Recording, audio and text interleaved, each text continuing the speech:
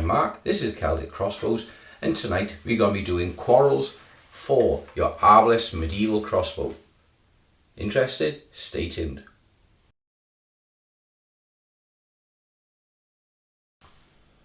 Hey guys, Mark here, Celtic Crossbows. I've had great feedback over the last couple of weeks on the arbalist crossbows, the 14th, 15th century replica medieval crossbow I have. A lot of people asking, as I make my own bolts, will I be putting my own into production? The answer is yes and no.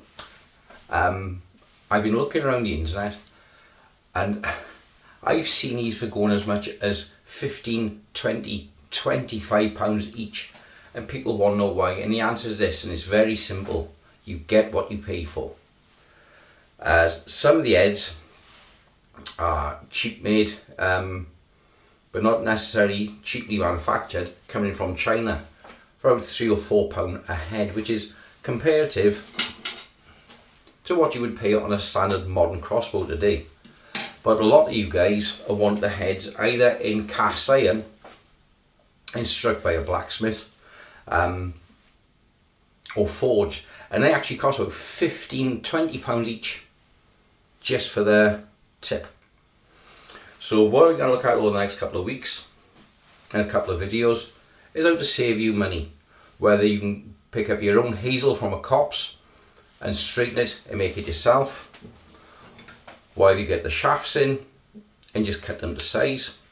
Because these are 10mm shafts. There are no arrow shafts available on the market at the moment by any manufacturer over the standard 8.8mm OD shafts.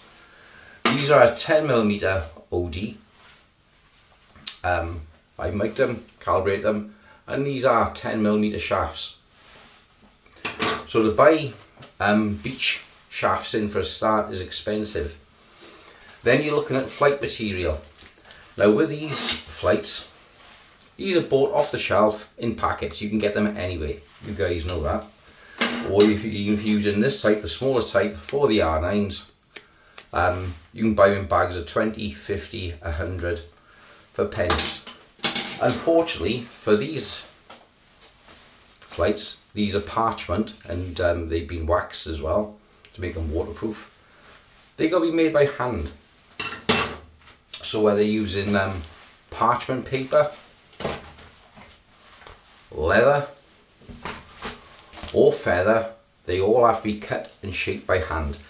And it can take as much, by the time you put the bindings on the shaft, if you're going by feather, if you want real top quality, if you're going with feather flights, it can take an hour per bolt.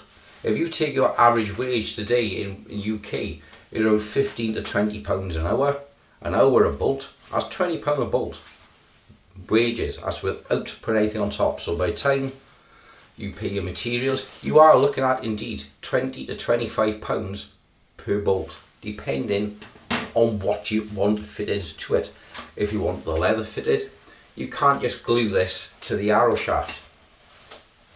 The arrow shaft has to be cut and recessed across here. The leather then, the template cut out and glued in such a way that it's not going to rip out every time you use it. It's not an easy feat to achieve. The parchment, this has to be treated and fitted again. A recess, bringing the camera here, a recess is cut into the shaft to make it sit inside the shaft, as when it hits in something, it doesn't just strip off, it's actually buried into the shaft, so it folds in and doesn't tear off. Your knock as well is not a conventional knock as you know it. It's an elongated knock that has to be chamfered on both sides to fit into your roll nut. Again, this is hand done, it takes time. And for the barbs to be fitted, or you're supposed to be fitted, they have to be fitted square, because otherwise if it's off centre and is in flight and is rotating, it will fly off centre.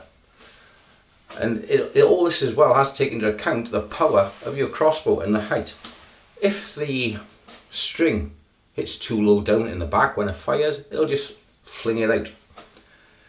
It has hit smack in the centre.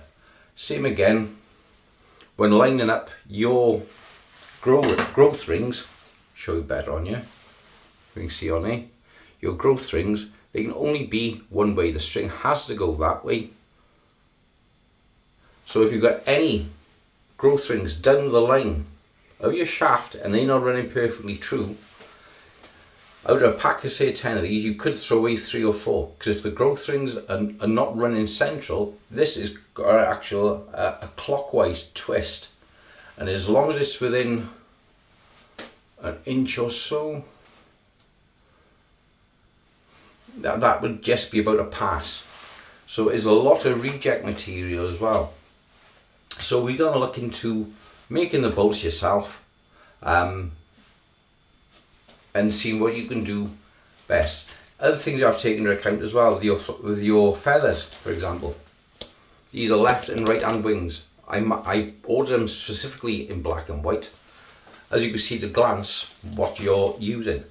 If you have 2 left hand wings on a feather, on a quarrel, it will cause it to throw off in flight. So this is something else which you've got to look at in when you mount the feathers onto the quarrel, where they are attached and they was cut down, the flights will be slightly concentric to the shaft. So it's best, so you get better actually with a straight flight with using a left and right hand wing. So these are some of the things we're going to be looking at and testing over the next week or two. So for those of you who are interested in your medieval shafts or quarrels, keep watching.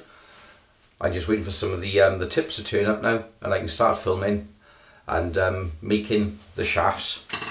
And we'll be looking at hazel preparation as well, if you want to go and source your own shafts. Take care guys, thanks, bye bye, and this should be an interesting little series.